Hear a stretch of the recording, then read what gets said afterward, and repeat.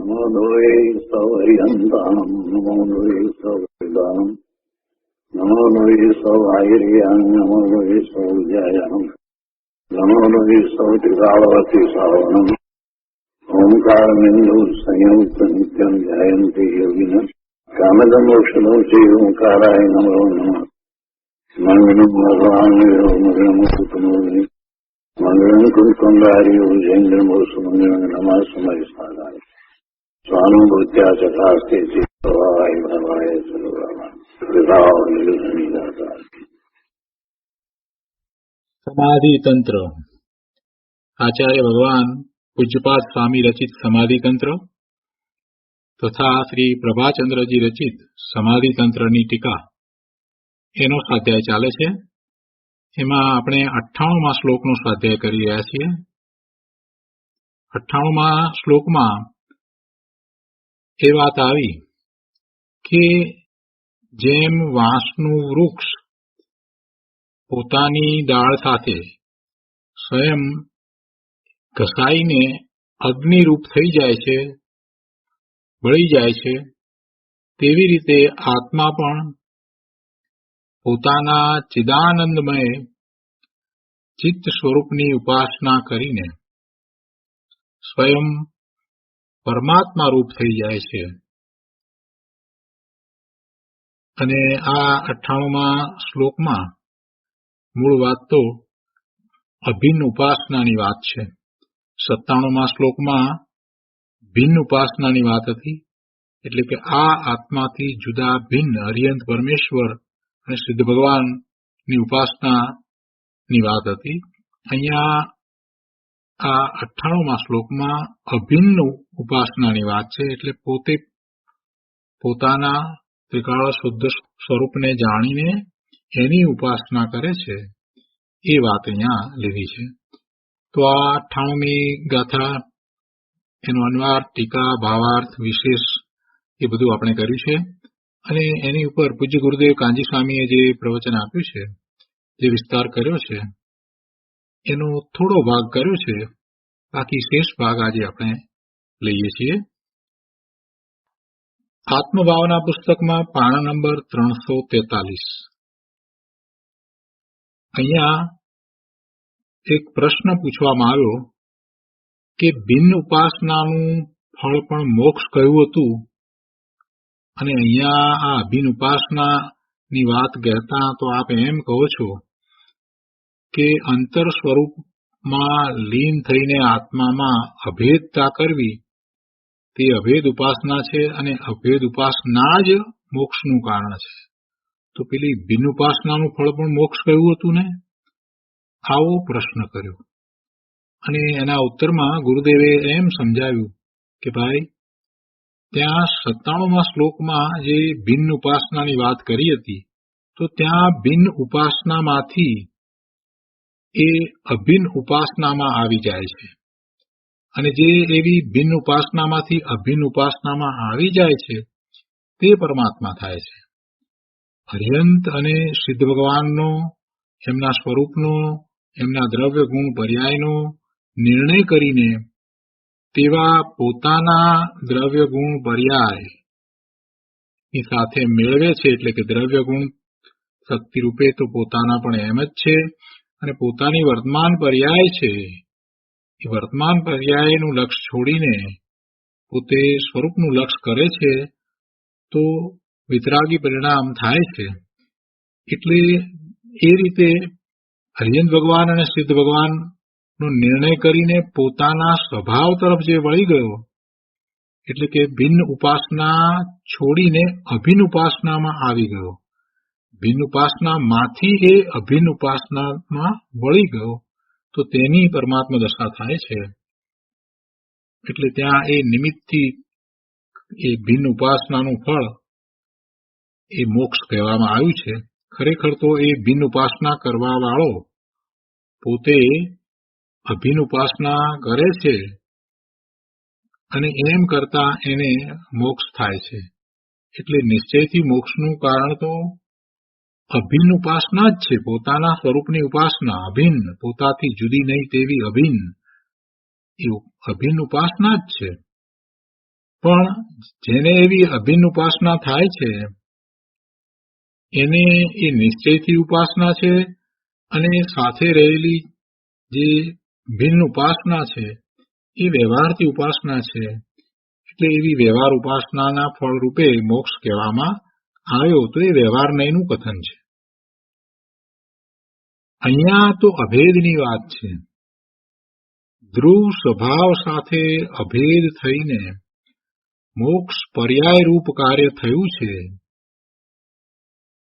ધ્રુવ સ્વભાવ, પોતાનો ધ્રુવ સ્વભાવ અનંતકાળથી જે એવો ને એવો જ રહ્યો છે, એ અનંતકાળ સુધી એવો ને એવો રહેવાનો છે. એ ધ્રુવ સ્વભાવ જે બદલાતો નથી, અને બદલાય પણ ક્યાંથી? અનંત ગુણનો પિંડ ભગવાન આત્મા અવિનાશી ચીજ છે. એનો એક પણ ગુણ ઓછો વધતો થતો નથી, અને એ ગુણોનું એક રૂપ પરિણમન ચાલી રહ્યું છે. તો પછી એનો સ્વભાવ ક્યાંથી બદલાય? એ એવો ને એવો સ્વભાવ છે. એટલે એ ધ્રુવ સ્વભાવ. તો ગુરુદેવ કહે છે કે અહીં તો અભેદની વાત છે. ધ્રુવ સ્વભાવ સાથે અભેદ થઈને, ધ્રુવ સ્વભાવથી પોતે જુદો એમ નહીં, ધ્રુવ સ્વભાવ સાથે અભેદ થઈને પોતે એ સ્વભાવ રૂપે પરિણમીને, ધ્રુવ સ્વભાવ સાથે અભેદ થઈને એટલે પોતાનો જેવો અનંત ગુણના પરિણમન રૂપ સ્વભાવ છે એવા સ્વભાવે પોતે થઈ જાય છે. એમ એ ધ્રુવ સ્વભાવ સાથે અભેદ થાય છે. અને જ્યારે એમ એ ધ્રુવ સ્વભાવ સાથે અભેદ થાય છે તો પછી વિતરાગી પરિણામ થાય છે, નિર્મળ પરિણામ થાય છે. અને એમ કરતા એ મોક્ષ માર્ગમાં આગળ વધતા પોતે સ્વરૂપમાં એવી એકાગ્રતા કરી લે છે કે બહાર આવતો જ નથી. તો પછી એને કેવળ જ્ઞાન થઈ જાય છે, અને પછી એમ એ મુક્તિને પામે છે. એટલે કે મોક્ષની પર્યાય પ્રગટ કરે છે. એટલે કહે છે કે અહીંયા તો અભેદની વાત છે. જે પોતાના ધ્રુવ સ્વભાવ સાથે અભેદ થઈને મોક્ષ પર્યાય રૂપ કાર્ય થયું છે, તેથી તે નિશ્ચય કારણ છે. શેનું? એવી મોક્ષ પર્યાય પ્રગટ કરવાનું. મોક્ષ પર્યાય તે પણ વ્યવહારનયનો વિષય છે. પર્યાય છે ને એટલે એ અપેક્ષાએ એને વ્યવહારનયનો વિષય કહ્યો. કેમ કે એ પર્યાય છે, અને કોઈ પણ પર્યાય છે એનો આશ્રય થતો નથી. જ્યારે મોક્ષની પર્યાય કે કેવળ જ્ઞાનની પર્યાય છે એ પણ આત્માની દશા છે, એની એ પર્યાય છે. એટલે એવી એની એ દશા છે, અને એ દશા આત્માની છે. અને ત્યારે પણ એ આત્મદ્રવ્ય તો શુદ્ધ જ છે. પૂર્વે જ્યારે એ સંસારી પર્યાયમાં હતો ત્યારે પણ એનું દ્રવ્ય તો શુદ્ધ જ હતું. એ તો એનો સ્વભાવ તો જ્ઞાન, આનંદ, સુખ, શાંતિનો, નિર્મળતા, સ્વચ્છતાનો, પ્રભુતાનો એવો જ હતો. અને એ સ્વભાવ એવો ને એવો જ ચાલ્યો આવતો હતો. પણ આને એનું લક્ષ્ય ન હતું. પોતાના ધ્રુવ સ્વભાવનું આ જીવને, આ આત્માને લક્ષ્ય ન હતું. અને જ્યારે હવે એવા ધ્રુવ સ્વભાવનું એને લક્ષ્ય થયું, એની સાથે પોતે અભેદ થાય છે, તો પછી વિતરાગી પરિણામ થાય છે. અને એમાં વિતરાગી પરિણામ થતા થતા થતા પૂર્ણ વિતરાગી દશાને પ્રાપ્ત કરી લે છે. એટલે એ દશા છે, એ મોક્ષની પણ દશા છે. એટલે એ પર્યાય છે. તો પર્યાય છે એ અપેક્ષાથી એ વ્યવહારનયનો વિષય છે. અને એ પર્યાય સાથે કોઈ પણ પર્યાય સાથે ખરેખર જોઈએ તો એ અભેદ થાય છે એમ નથી. અભેદ તો પોતે પોતાના ત્રિકાળી શુદ્ધ સ્વરૂપ સાથે અભેદ થાય છે, એટલે એવી પર્યાય થાય છે. કેમ કે પર્યાયનું લક્ષ્ય તો કરી શકાતું નથી. એટલે ગુરુદેવ કહે છે કે મોક્ષ પર્યાય તે પણ વ્યવહારનયનો વિષય છે. અને અભેદ દ્રવ્ય નિશ્ચય નયનો વિષય છે. અને એવા નિશ્ચય નયના આશ્રય જ, એટલે કે નિશ્ચય નયના વિષયભૂત પોતાનું ત્રિકાળ શુદ્ધ સ્વરૂપ, એના આશ્રય જ, એમાં એકાગ્રતા કરવાથી જ એવા પોતાના સ્વરૂપની સન્મુખ થઈને એવા પોતાના ધ્રુવ સ્વભાવ સાથે જ્યારે એ અભેદ થઈ જાય છે, એ ભાવે જ પોતે પરિણમી જાય છે, એનાથી પોતે જુદો રહેતો નથી, તો તેને મુક્તિ થાય છે. એની દશા મુક્તિની દશા, મોક્ષની દશા થાય છે, એને મોક્ષની પર્યાય પ્રગટ થાય છે. જો આ મોક્ષનો રસ્તો કહેવાય, આ મોક્ષનો માર્ગ કહેવાય. अपने को आप भूल के हैरान हो गया, अपने को आप जान के मुक्त बन गया. પોતે પોતાને ભૂલીને આ અનંત કાળથી રખડે છે, અને પોતે જ્યારે પોતાને જાણે છે, એટલે કે અનુભવ સહિત પોતાને જેવો છે તેવો જ્યારે જાણે છે, તો પછી વધુ ભાવ રહેતા નથી, એ મુક્ત થાય જ છે. અજ્ઞાનથી સંસાર અને ભેદ જ્ઞાનથી મોક્ષ છે. પોતે જ્ઞાન ભાવે પરિણમે છે. કેવી રીતે જ્ઞાન ભાવે પરિણમે છે? તો કે ભેદ જ્ઞાન કરીને. કોની વચ્ચે ભેદ જ્ઞાન કરે છે? પોતે સ્વ અને પોતા સિવાય બીજું બધું પર. એમાં એ શરીર પણ આવી જાય અને પરના લક્ષ્ય થતા એના જે શુભાશુભ ભાવ છે એ પણ આવી ગયા. એ બધું છોડીને એક સમયની પર્યાયનું પણ લક્ષ્ય છોડીને પોતાના ધ્રુવ સ્વભાવ નું લક્ષ્ય કરે છે, તો એને ભેદ જ્ઞાન થાય છે.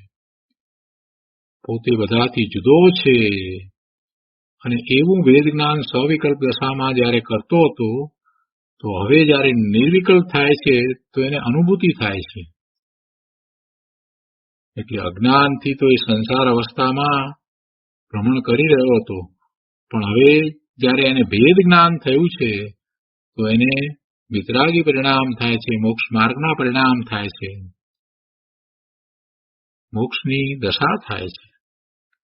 ભેદ જ્ઞાન શું કહેવાય તેની આ વાત છે.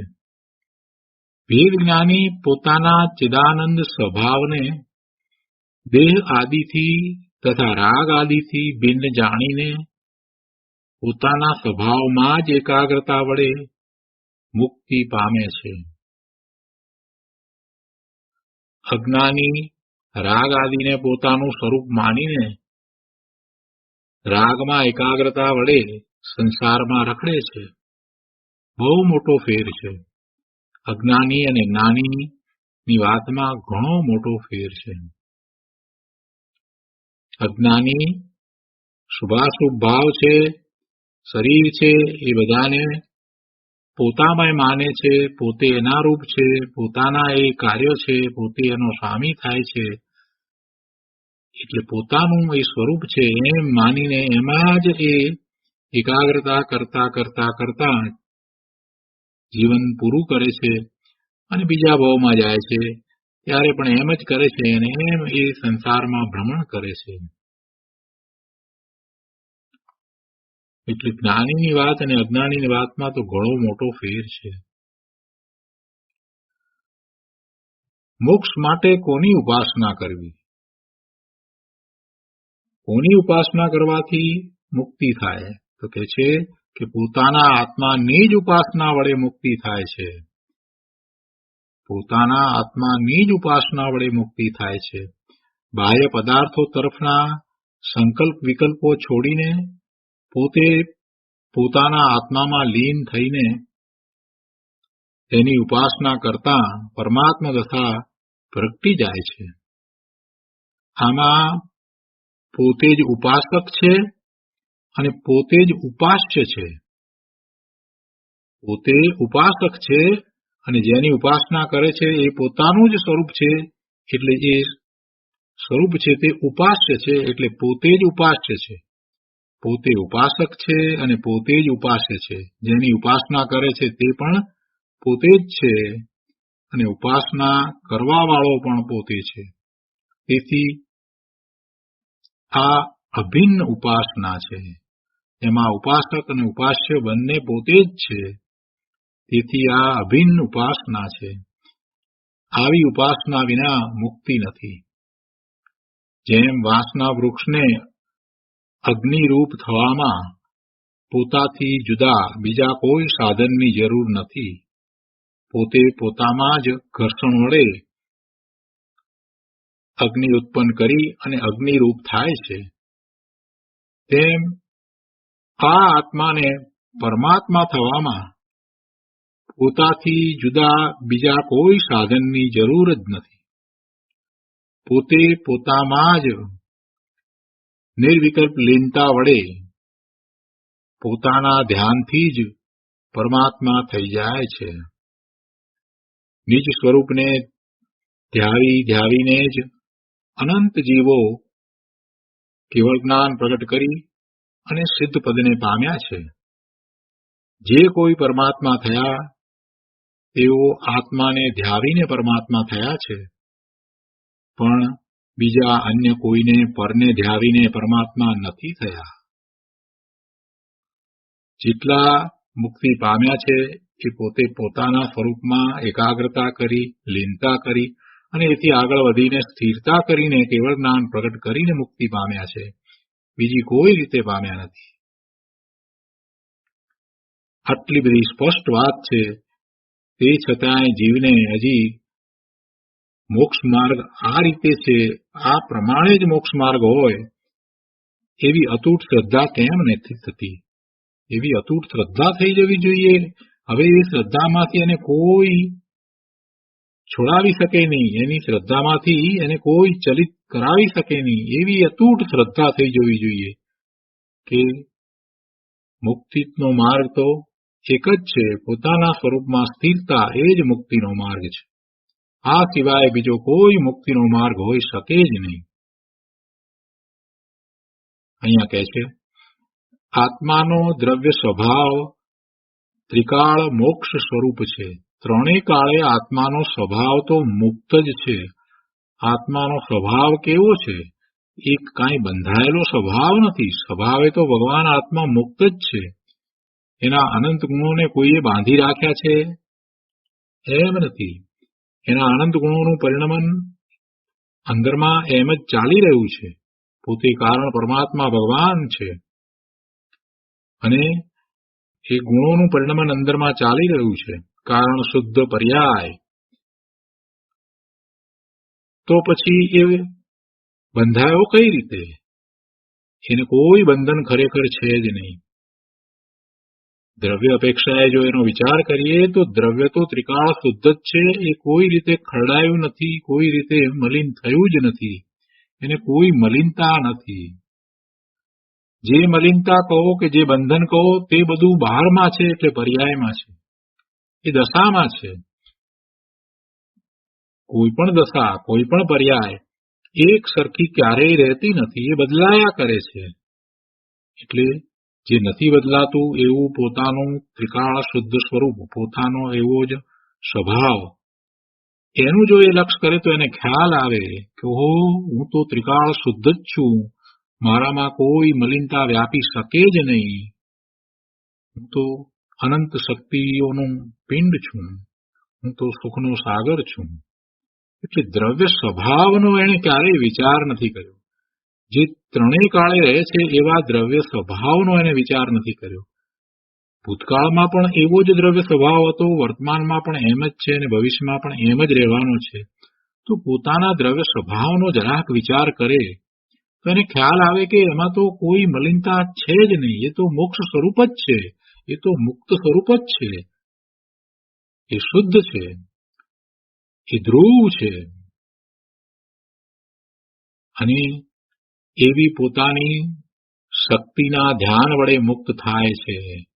પોતાનું એવું મુક્ત સ્વરૂપ છે, પોતાનું એવું મોક્ષ સ્વરૂપ છે, તો એના ધ્યાન વડે એ મુક્તિને પામે છે.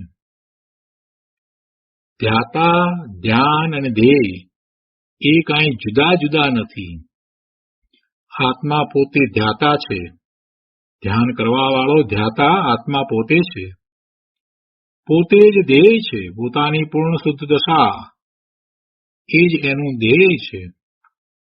પોતે શક્તિ રૂપે પરિપૂર્ણ છે, શુદ્ધ છે, પણ એને પર્યાયમાં એ પ્રગટ કરવા ઈચ્છે છે એવું પોતાનું જે ધ્યેય છે એ પોતાનું ત્રિકાળ શુદ્ધ સ્વરૂપ જ છે.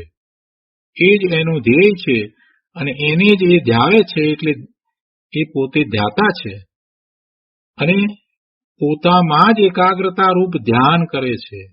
ધ્યાન ક્યાં થાય છે? ધ્યાન કાંઈ બહારમાં થાય છે? ધ્યાન પણ પોતાને વિશે જ થાય છે. ધ્યાનમાં શું થાય છે? ધ્યાન એટલે એકાગ્રતા. ક્યાં થાય છે એકાગ્રતા? સ્વરૂપને વિશે એકાગ્રતા થાય છે. ગુરુદેવ બહુ સરસ રીતે આ વાતને અહીંયા સ્પષ્ટ કરે છે કે આત્મા પોતે ધ્યાતા, પોતે જ ધ્યેય અને પોતામાં જ એકાગ્રતા રૂપ ધ્યાન કરે છે. તો આવી અભિન્ન આરાધનાનું ફળ મોક્ષ છે. આ અભિન્ન આરાધના પોતાથી જુદા કોઈ બીજા અન્યની આરાધના નથી, પોતાના જ ધ્રુવ સ્વભાવની આરાધના છે. એટલે એ અભિન્ન આરાધના છે અને એનું ફળ તે પૂર્ણ મુક્તિની દશા છે, મોક્ષની દશા છે. ધ્યાતા અને ધ્યેયનો પણ ત્યાં ભેદ રહેતો નથી. દ્રવ્ય પર્યાયની એકતા થઈ ત્યાં દ્રવ્ય ધ્યેય અને પર્યાય ધ્યાતા એવો પણ ભેદ રહેતો નથી.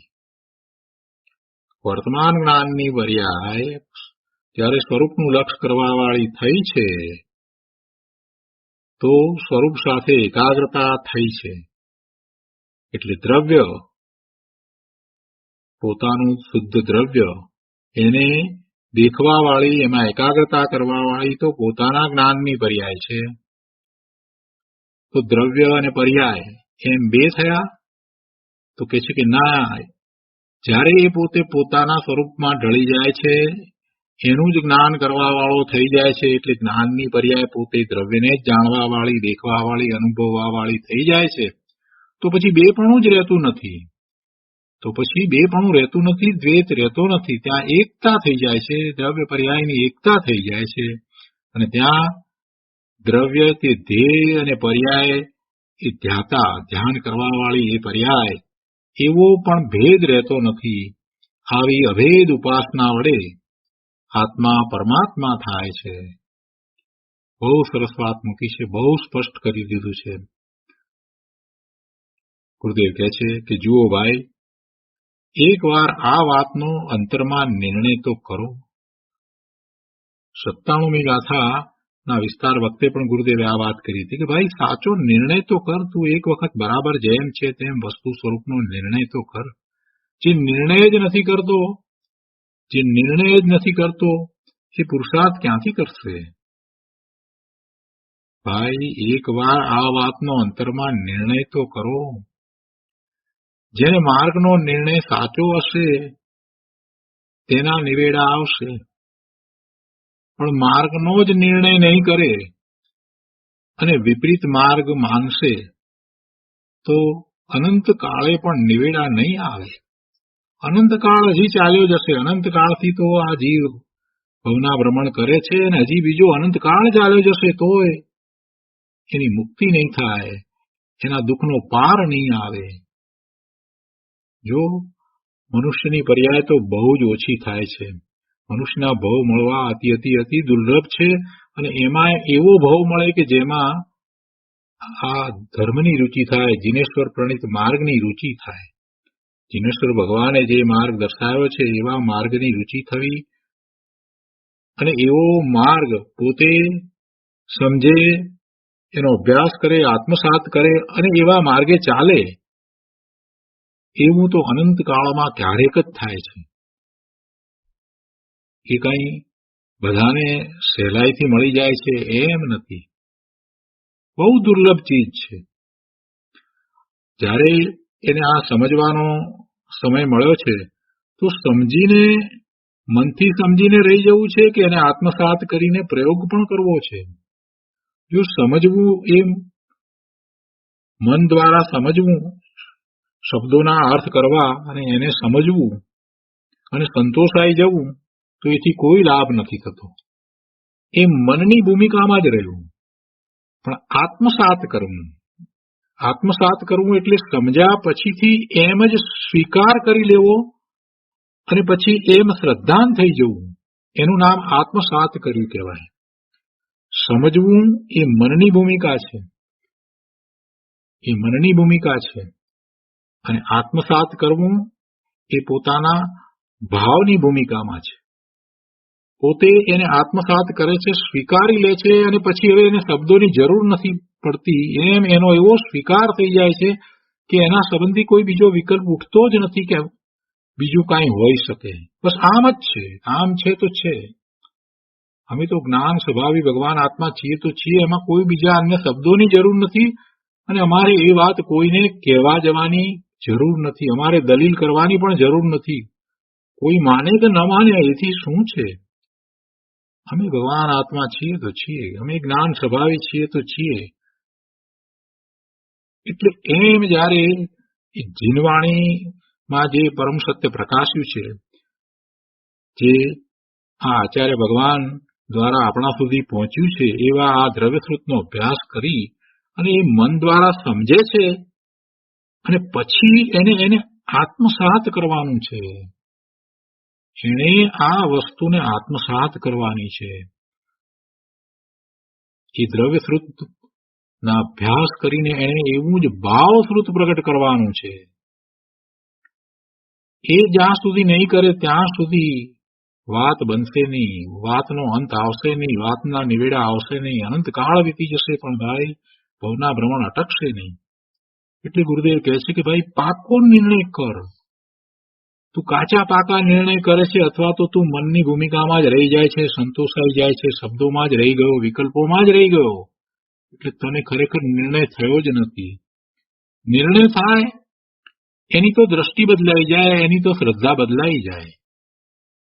અને નિર્ણય થયો છે તો તારી શ્રદ્ધામાં ફેર પડવો જ જોઈએ. પછી ગમે તે આવે, બહારમાં ગમે એવા વિદ્વાનો આવે, મોટા પંડિતો આવે, કોઈ પણ વાત કરે, છતાંય એમાંથી તને કોઈ ડગાવી શકે નહીં. એવો સાચો નિર્ણય થવો જોઈએ. જ્યાં સુધી નિર્ણય નથી થયો અને તને કોઈ પણ શંકા છે, આશંકા છે, પ્રશ્નો છે, તો એના સમાધાનો પ્રાપ્ત કર. જીનેશ્વર ભગવાનની વાણીમાં જે પરમ સત્ય પ્રકાશ્યું છે એને તું નથી સમજ્યો એટલે તને શંકા આશંકા થાય છે.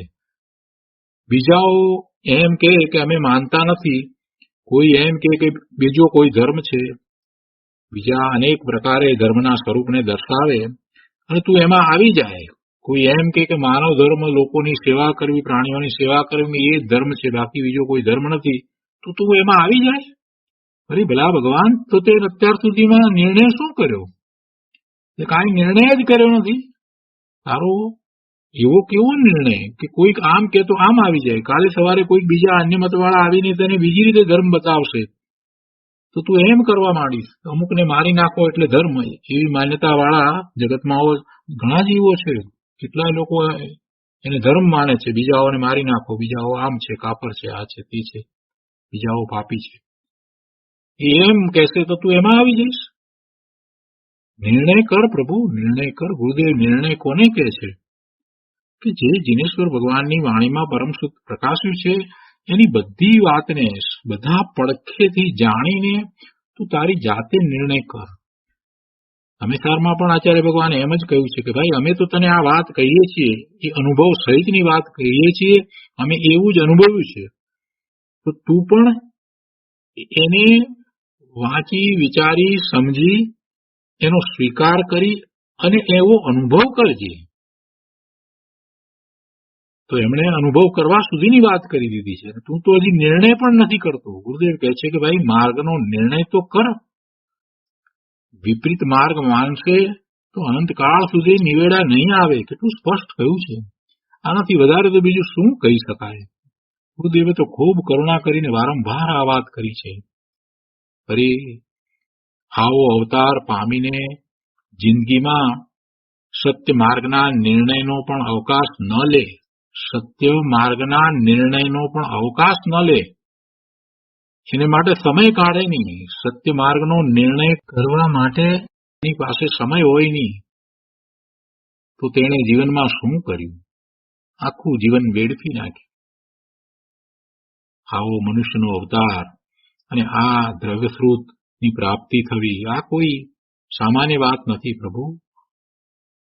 કેટલોય કાળ વીતી જાય ત્યારે આ બધું પ્રાપ્ત થાય છે અને આ બધું તું આમ નામ એળે જવા દઈશ? ગુરુદેવ કહે છે કરે આવો અવતાર પામીને જિંદગીમાં સત્ય માર્ગના નિર્ણયનો પણ અવકાશ ન લે તો તેણે જીવનમાં શું કર્યું? માર્ગના નિર્ણય વગર તો જીવન વ્યર્થ છે. માટે આત્માના હિત માટે માર્ગનો નિર્ણય કરવો જોઈએ. નિર્ણય કરે તેનું પણ જીવન સફળ છે. ગુરુદેવે તો આટલી વાત કરી દીધી. ભાઈ તને નિર્ણય થઈ ગયો, પાકો નિર્ણય થઈ ગયો કે તને કોઈ આવીને ચલિત એમાંથી ન કરી શકે એવો પાકો નિર્ણય થયો હોય તો પણ તારું જીવન સફળ છે. જેણે યથાર્થ માર્ગનો આત્મામાં નિર્ણય કરી લીધો છે તે ક્રમે ક્રમે તે માર્ગે ચાલીને મુક્તિ પામશે. કેટલું બધું સ્પષ્ટ કરી દીધું ભાઈ. તું પાકો નિર્ણય કર. પાકો નિર્ણય એવો નિર્ણય કે તને કોઈ એમાંથી ચલિત ન કરે. શબ્દોમાં નહીં, શબ્દોના અર્થ કરીને એને સમજીને ખૂબ એના ઉપર વિચાર કર. તને જો કોઈ વાત ન બેસતી હોય તો તું ફરીને એનો વિચાર કર કે આ વાત મને બરાબર કેમ સમજાતી નથી, અથવા તો કેમ મને આ વિપરીત લાગે છે, ક્યાં મારી ભૂલ થાય છે. પ્રભુના માર્ગની અંદર કોઈ વિપરીતતા હોય નહીં ને મને કેમ આમ લાગે છે. તું બીજા જ્ઞાની પાસેથી સમજ, બીજા માર્ગદર્શકની મદદ લે, બીજાઓ જે સ્વાધ્યાય કરી રહ્યા છે એની પાસે સમજ, પણ પ્રભુ નિર્ણય તો પાકો કર. જીનેશ્વર ભગવાનની વાણીમાં જે પરમ સત્ય પ્રકાશ્યું છે તે પરમ સત્ય જ છે અને એ સત્ય કાંઈ આજનું નથી, એ અનાદિનું એવું જ સત્ય ચાલ્યું આવે છે. અને એ સત્યને પામીને, સ્વીકારીને, આત્મસાત કરીને, એવો પ્રયોગ કરીને અનંત જીવો મોક્ષે ગયા છે. એટલે એમાં કાંઈ ફેરફાર છે જ નહીં. તારે એને પકડવાનું છે, તારે એને સમજવાની જરૂર છે. જેણે યથાર્થ માર્ગનો આત્મામાં નિર્ણય કરી લીધો એને ભલે અત્યારે આ ભવને વિશે એવો વિશેષ પુરુષાર્થ ન થાય તો પણ એને અનુસંધાન પ્રાપ્ત થઈ જ જશે. જો યથાર્થ માર્ગનો આત્મામાં નિર્ણય કરી લીધો છે તો તે ક્રમે ક્રમે તે માર્ગે ચાલીને મુક્તિ અવશ્ય પામશે. અહીંયા કહે છે આગળ કે આ રીતે આત્મ સ્વરૂપની આરાધનાથી જ મુક્તિ થાય છે. અભિન્ન મુક્તિની વાત આ 98મા શ્લોકમાં કરી. એટલે કહે છે કે આત્મ સ્વરૂપની આરાધનાથી જ મુક્તિ થાય છે, માટે તેની જ ભાવના કરવી. તો એ રીતે આ 98મો શ્લોક અહીંયા પૂરો થાય છે. હવે સમાધિ તંત્રમાં 98મા શ્લોક પછીથી કહે છે કે ઉક્ત અર્થનો ઉપસંહાર કરીને ફળ દર્શાવી શ્લોક 99મો કયો છે. આ જે વાત કરી એના ઉપસંહાર રૂપે આ 99મો શ્લોક કયો છે. તો શ્લોક 99 ઇતિદમ ભાવયેત નિત્યમ અવાચાં ગોચરમ પદમ સ્વત એવ તદા આપનોતિ યતો ના વર્તતે પુનઃ. ગુજરાતીમાં ગાથા છે. એમ નિરંતર ભાવવું પદ આ વચનાતીત પમાય જે નિજથી જ ને પુનરાગમન રહિત. 99મા શ્લોકના અન્વયાર્થમાં કહે છે કે ઇતિ ઇદમ ઉક્ત પ્રકારે, આ જે વાત 97-98 શ્લોકમાં કરવામાં આવી તો એના અનુસંધાનમાં આ વાત ચાલે છે ને, એના ઉપસંહાર રૂપે વાત કરી છે ને. એટલે કહે છે કે ઉક્ત પ્રકારે ઇદમ ભેદ અભેદ રૂપ આત્મ સ્વરૂપની ભિન્ન અને અભિન્ન બે પ્રકારની ઉપાસના કરી. એટલે કહે છે કે ભેદ અભેદ રૂપ આત્મ સ્વરૂપની નિત્યમ નિરંતર ભાવયેત ભાવના ભાવવી.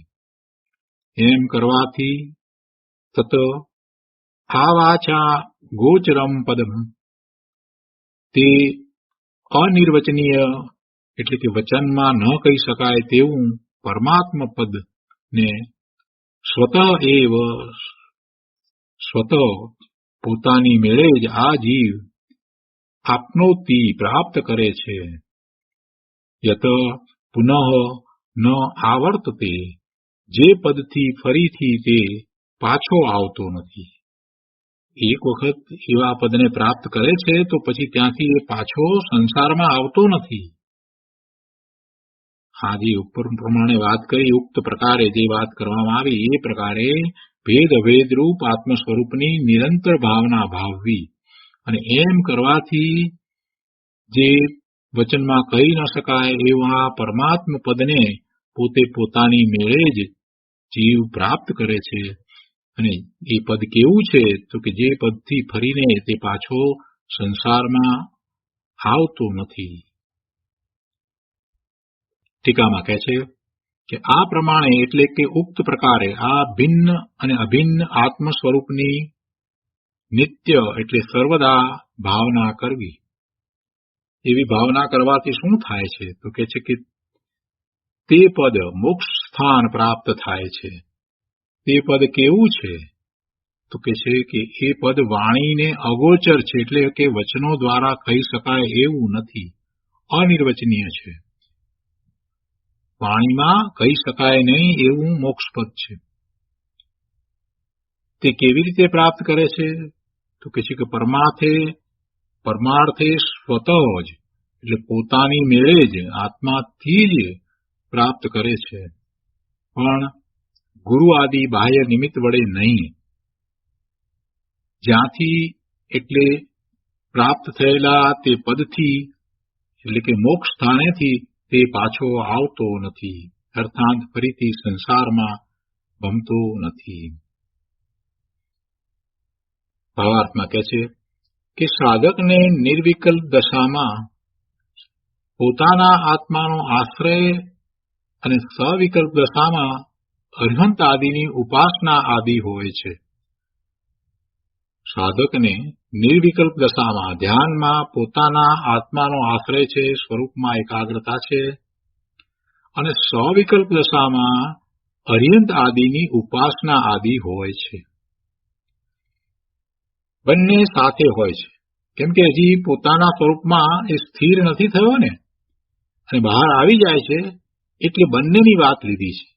સવિકલ્પ દશામાં શું હોય છે? અર્હંત આદિની ઉપાસના આદિ એટલે એમની સ્તુતિ, એમની ભક્તિ, એમની પૂજા, એમનો વિનય, આ બધું હોય છે. અને નિર્વિકલ્પ દશામાં પોતાના આત્માના આશ્રયે તે સ્વરૂપમાં એકાગ્રતા કરે છે. તે બંને છે, સ્વરૂપમાં છે, નિર્વિકલ્પ દશા છે, ને સ્વાનુભૂતિ છે, સ્વનો અનુભવ છે, અલૌકિક આનંદનું વેદન છે, અને બહારમાં આવે છે તો સ્વવિકલ્પ દશા છે, અને સ્વવિકલ્પ દશામાં અર્હંત ભગવાન, સિદ્ધ ભગવાનની સ્તુતિ, પૂજા આદિ હોય છે.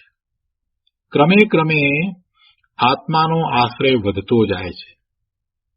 સ્વવિકલ્પ દશામાં અર્હંત આદિની ઉપાસના આદિ હોય છે, પણ ક્રમે ક્રમે આત્માનો આશ્રય વધતો જાય છે, અને આ અર્હંત પરમેશ્વર, સિદ્ધ ભગવાન, એમની ઉપાસના આદિરૂપ જે વ્યવહાર છે એ વ્યવહાર ઘટતો જાય છે, એટલે વારંવાર સ્વરૂપમાં જાય છે. પોતાના આત્માની ઉપાસના પૂર્ણ થતા ભગવાનની ઉપાસના રૂપ વિકલ્પોનો પણ અભાવ થાય છે. પોતાના આત્માની ઉપાસના પૂર્ણ થતા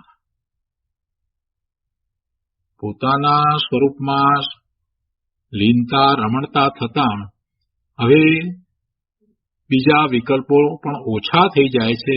અને જ્યારે એવી ઉપાસના પૂર્ણ થાય એટલે કે સ્વરૂપમાં સ્થિર થાય છે તો પછી કોઈ વિકલ્પ રહેતા નથી, વિકલ્પનો અભાવ થઈ જાય છે. એ પછી અર્હંત ભગવાનની ઉપાસનાના વિકલ્પ હોય તો એવા વિકલ્પ પણ પછી ઉઠતા નથી. ત્યારે પોતાના આત્માની ઉપાસના પૂર્ણ થતા એટલે કે સ્વરૂપમાં એવી સ્થિરતા થતા. આ જે આખું વર્ણન કર્યું એનું નામ જ ભિન્ન અને અભિન્ન આત્મ સ્વરૂપની નિત્ય ભાવના કરવી એમ કહેવામાં આવે છે. આ રીતે ભિન્ન અને અભિન્ન ઉપાસના છે. જ્યારે પોતે અભિન ઉપાસના કરે છે એ વખતે બહારમાં આવે છે ત્યારે એને ભિન્ન ઉપાસના હોય છે, પણ ભિન્ન ઉપાસના ઘટતી જાય છે અને અભિન ઉપાસના વધતી જાય છે. તે પ્રમાણે વિતરાગતા પૂર્ણ થતા કેવળ જ્ઞાન પામી જીવ મોક્ષ પ્રાપ્ત કરે છે અને મોક્ષ સ્થાન પામ્યા પછી, મોક્ષ પદને પ્રાપ્ત કર્યા પછીથી જીવ કદી સંસારમાં પાછો આવતો નથી, કેમ કે તેને રાગનો સર્વથા અભાવ વર્તે છે. હવે સંસારમાં આવવાનું કોઈ કારણ રહેતું જ નથી. રાગ વિના સંસાર ક્યાંથી થાય, એટલે કે ભવભ્રમણ ક્યાંથી થાય, જન્મ મરણ ક્યાંથી થાય?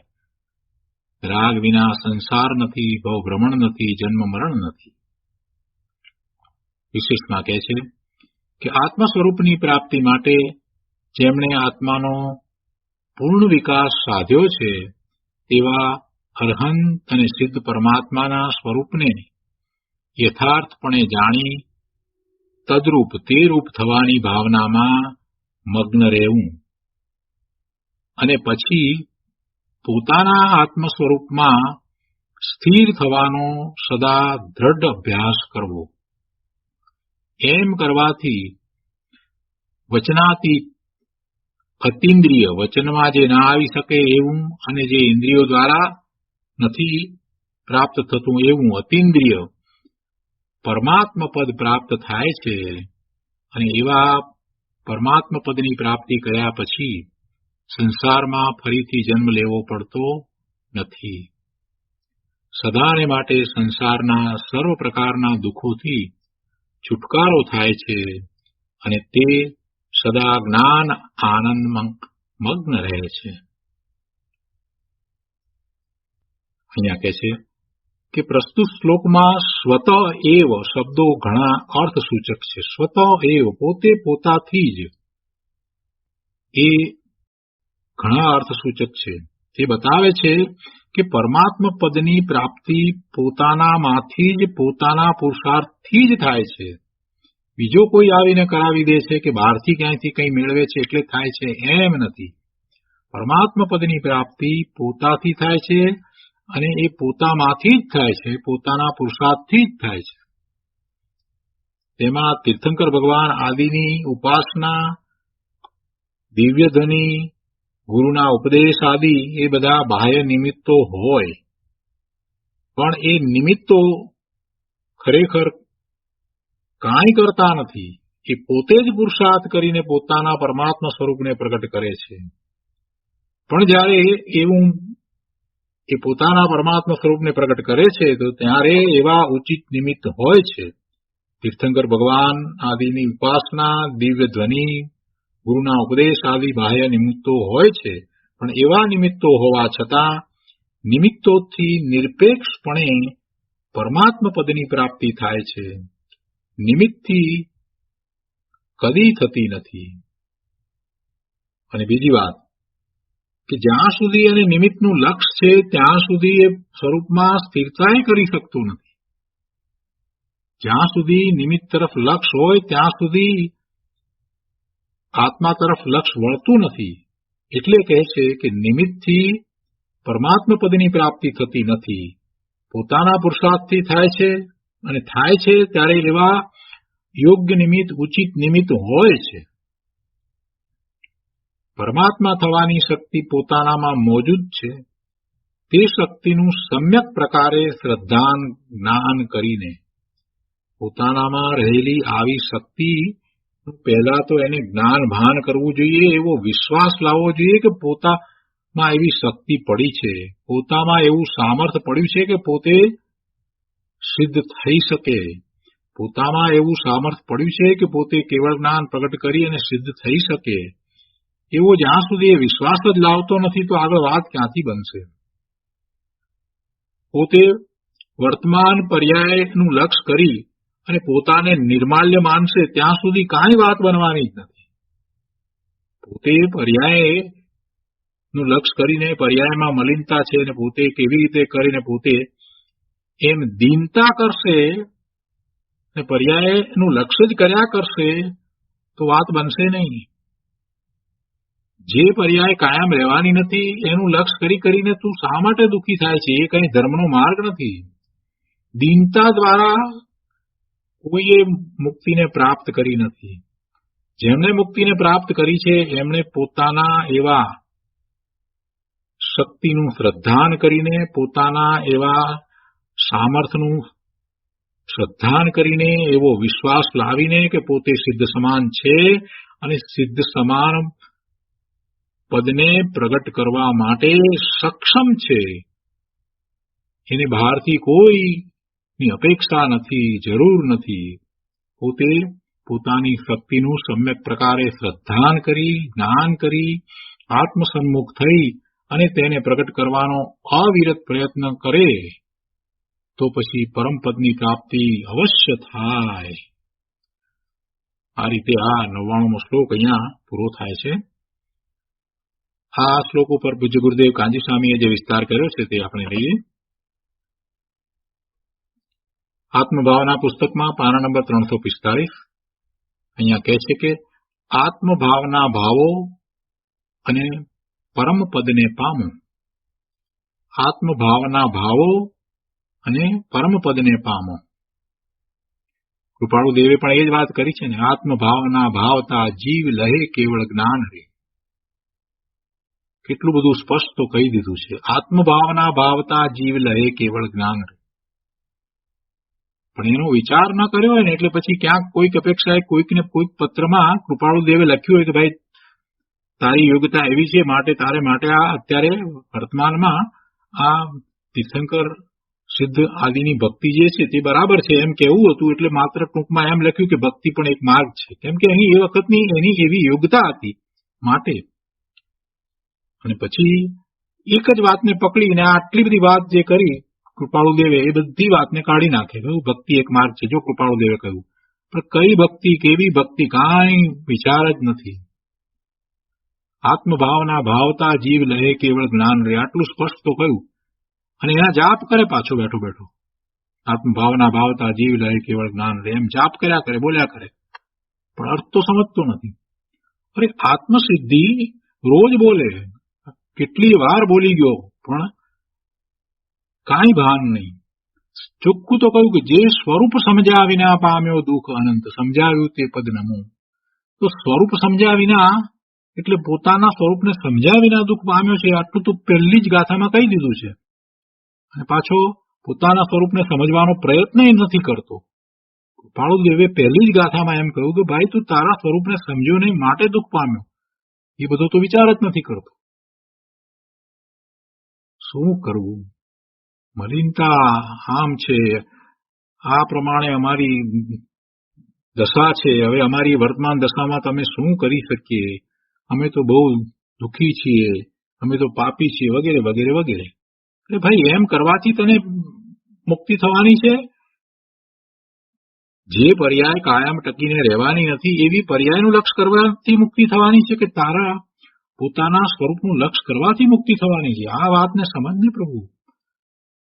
તારું સ્વરૂપ કેવું છે? તું અનંત ગુણનો પિંડ ભગવાન આત્મા છો.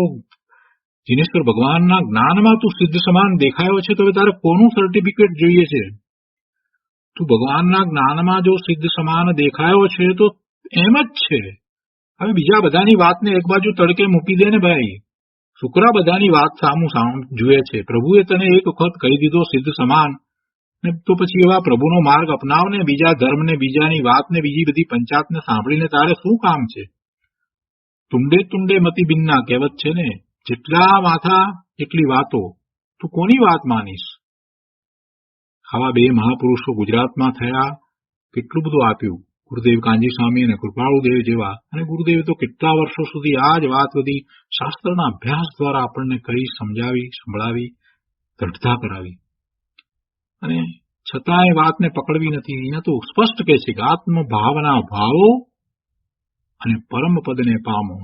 કૃપાળુ દેવ પણ એમ જ કહે છે કે આત્મભાવના ભાવતા જીવ લહે કેવળ જ્ઞાન રહે. એક જ વાતને પકડો, બીજું કાંઈ પકડવાની જરૂર નથી. આત્મભાવના ભાવવી છે એટલે કે આત્મામાં એકાગ્રતા કરવી છે, સ્વરૂપમાં આલીનતા કરવી છે, તો એવા સ્વરૂપને યથાર્થ જાણવું પડશે, સ્વરૂપનો વિચાર કરવો પડશે. પોતાના સ્વરૂપનો વિચાર કર્યા વિના કાંઈ વાત આગળ વધવાની જ નથી. બીજી બધી વાત છોડી દે ભાઈ. આત્મભાવના ભાવતા જીવ લહે કેવળ જ્ઞાન રે. અહીંયા કહે છે ગુરુદેવ કે આત્મ સ્વરૂપની ભાવના કરવાથી આત્મા પોતે સ્વતઃ પરમાત્મ પદને પામે છે, એમ હવે આ 99મા શ્લોકમાં કહેવામાં આવ્યું છે. આગલી ગાથાઓમાં ભિન્ન ઉપાસનાનું અને અભિન્ન ઉપાસનાનું સ્વરૂપ કહ્યું. એ બંનેમાં શુદ્ધ આત્મ સ્વરૂપની સન્મુખતા છે. એ બંનેમાં શુદ્ધ આત્મ સ્વરૂપની સન્મુખતા છે. ભિન્ન ઉપાસનામાંથી પણ એ અભિન્નમાં જ ચાલ્યો જાય છે. એટલે એ બંનેમાં શુદ્ધ આત્મ સ્વરૂપની સન્મુખતા છે.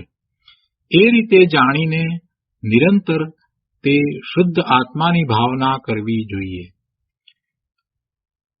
તેની ભાવનાથી, શુદ્ધ આત્માની ભાવનાથી જે વચનમાં કહી ન શકાય તેવું, એટલે કે વચનને અગોચર એવું પરમપદ આત્મા સ્વતઃ પોતાથી જ પામે છે.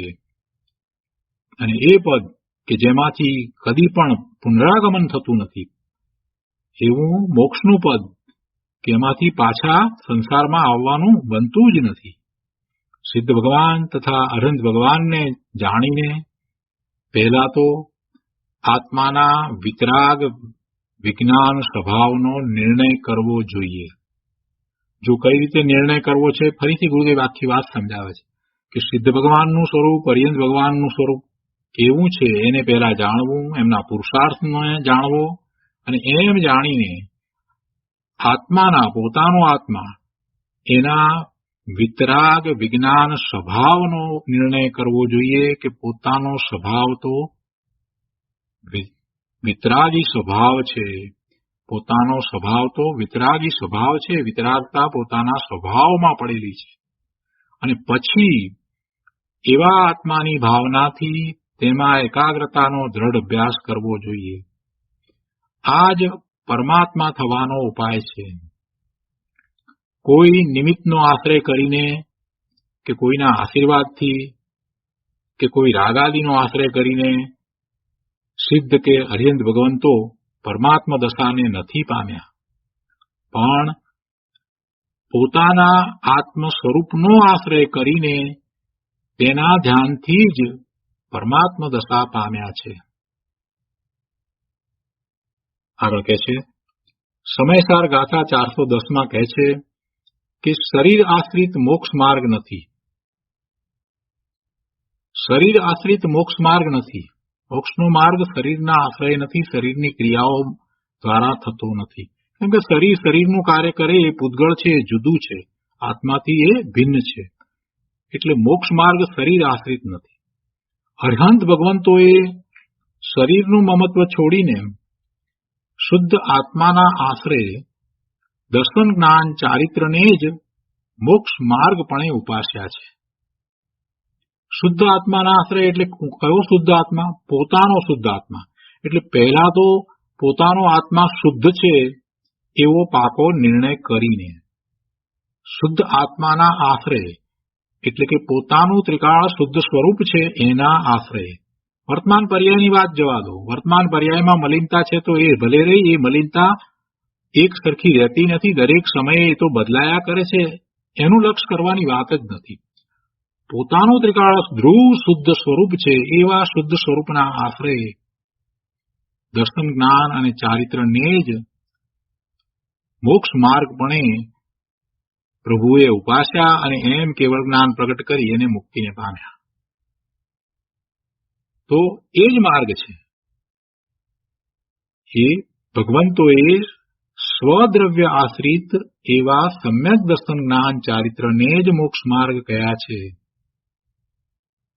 માટે હે ભવ્ય, શુદ્ધ જ્ઞાન ચેતનામય થઈને તું પણ તારા આત્માને ધ્યાવ. તું પણ તારા આત્માને ધ્યાવ. જેમ પ્રભુએ કર્યું તેમ તું પણ કર.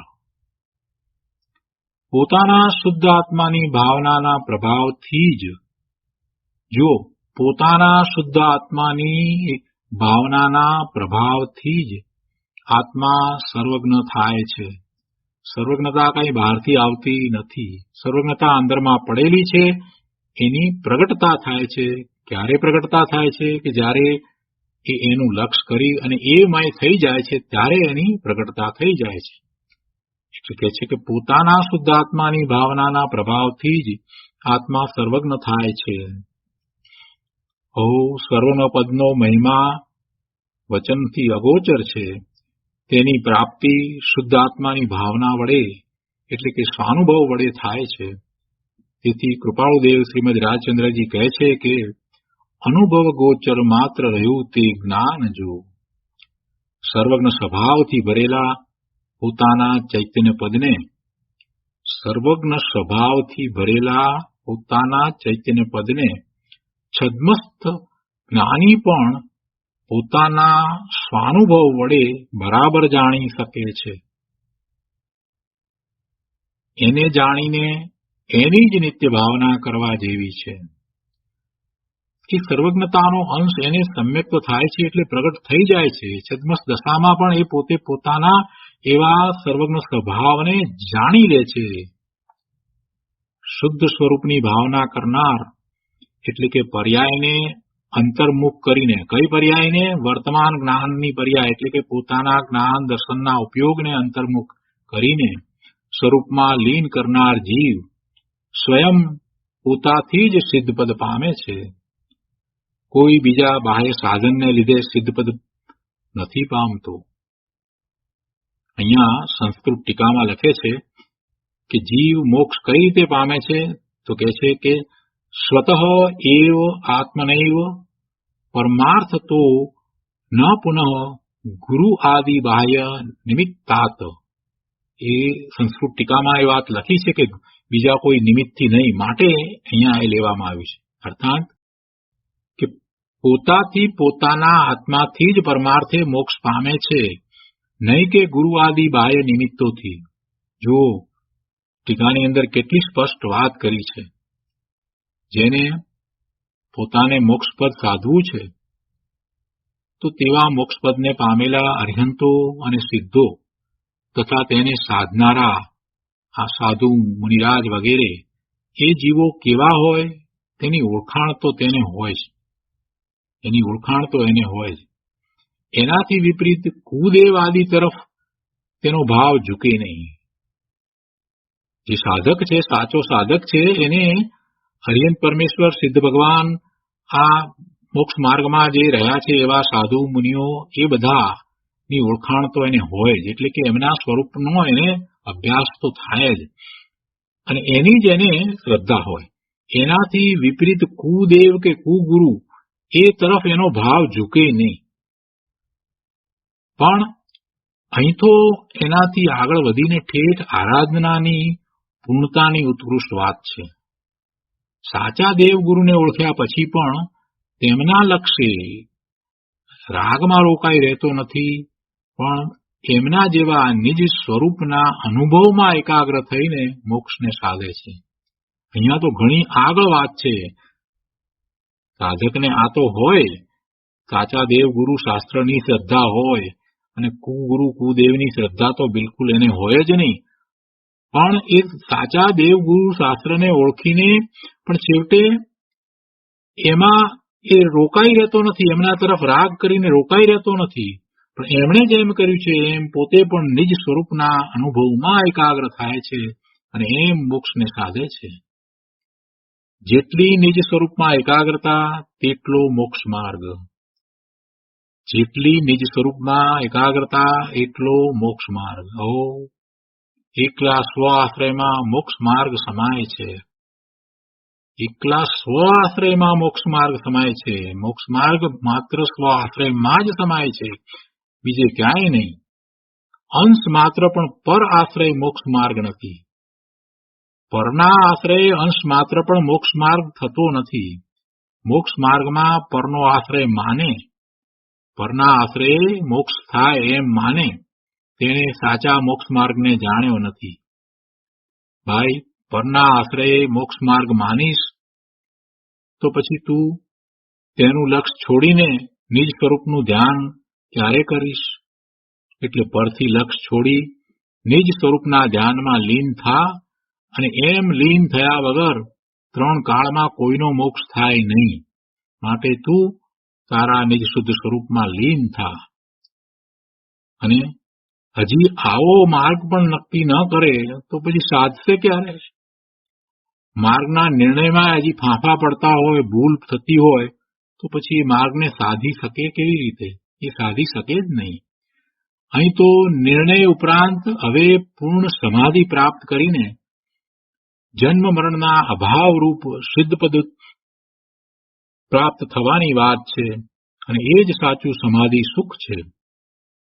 સાદી અનંત અનંત સમાધિ સુખમાં અનંત દર્શન જ્ઞાન અનંત સહિત જો અપૂર્વ અવસર એવો ક્યારે આવશે? આવા નિજ પદની પ્રાપ્તિ, સિદ્ધ પદની પ્રાપ્તિનો અપૂર્વ અવસર ક્યારે આવશે? તો કહે છે કે જો તું આ રીતે કરીશ તો એવો અપૂર્વ અવસર જરૂર આવશે. તો આ રીતે અહીંયા 99મો શ્લોક પૂરો થાય છે, એનો વિસ્તાર પૂરો થાય છે. આજનો સ્વાધ્યાય આપણે અહીંયા સુધી રાખીએ છીએ. હવે સુખધામ બોલીએ. સુખધામ અનંત સુખ